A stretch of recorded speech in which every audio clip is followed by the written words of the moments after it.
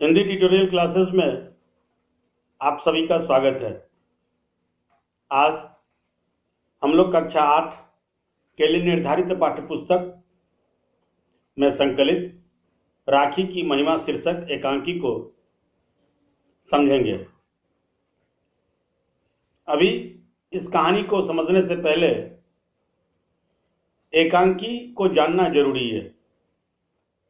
एकांकी शब्द का मतलब एक अंकों वाला से होता है, अर्थात एकांकी का मतलब ऐसे नाटक से है जो एक ही अंकों का हो।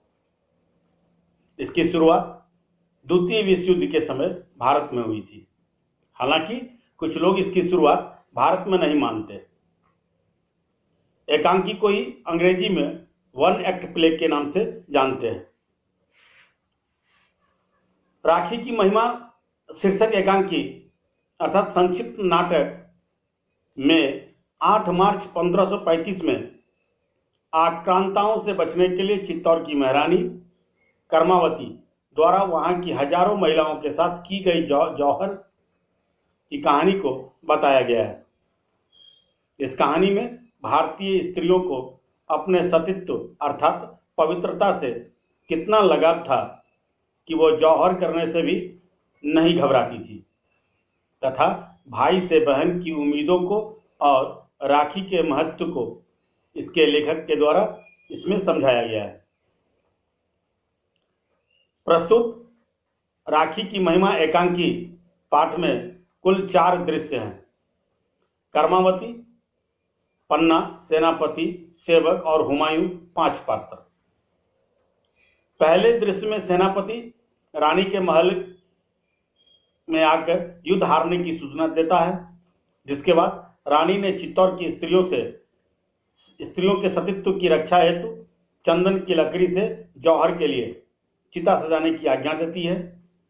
दूसरे दृश्य में हुमायूं के दरबार में रानी का एक दूत हुमायूं को कर्मावती का राखी एवं बहादुर शाह से चित्तौड़ की रक्षा करने संबंधी एक पत्र देता है। कर्मावती के राखी को पाकर हुमायूं भाव विह्वल हो जाता है और चित्तौड़ के लिए निकल पड़ता है।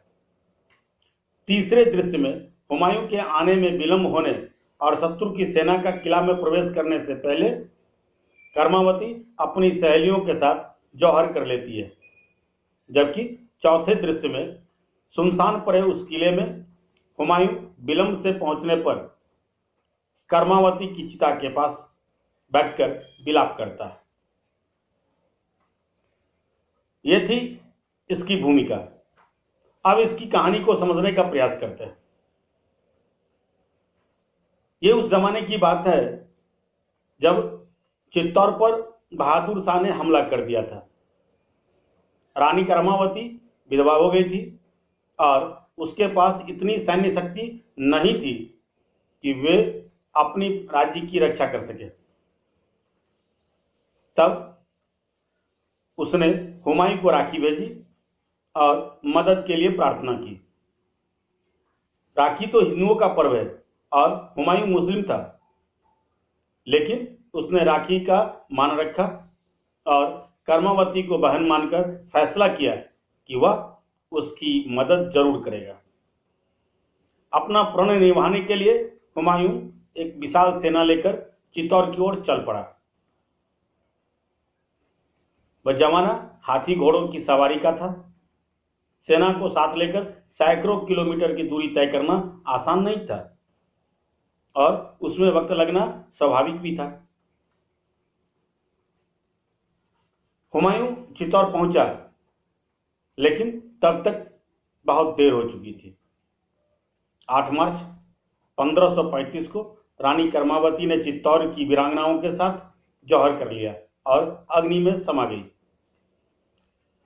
बहादुर शाह ने चित्तौड़ पर कब्जा कर लिया। जब यह खबर हुमायूं तक पहुंची तो उसे बहुत दुख हुआ। उसने बहादुर शाह पर हमला किया। हुमायूं को विजय मिली और उसने पूरा शासन रानी कर्मावती के बेटे विक्रमजीत सिंह को सौंप दिया। इस घटना के हुए सैकड़ों साल गुजर चुके हैं। आज हुमायूं नहीं है और न कर्मावती, लेकिन कथा कविताओं में भाई बहन का यह रिश्ता आज भी अमर है। तो ये थे कक्षा 8 के लिए निर्धारित पाठ्य पुस्तक में संकलित राखी की महिमा अथवा राखी का मूल्य शीर्षक एकांकी का सार। आशा है ये वीडियो आपको पसंद आया होगा। वीडियो पसंद आया हो तो इसे लाइक करें, शेयर करें, और अगर अभी तक आपने चैनल को सब्सक्राइब नहीं किया तो चैनल को सब्सक्राइब करें, बेल आइकन जरूर दबाएं ताकि समय से नए वीडियो का नोटिफिकेशन सबसे पहले आपको मिले। आप देखते रहिए हिंदी ट्यूटोरियल क्लासेस। धन्यवाद।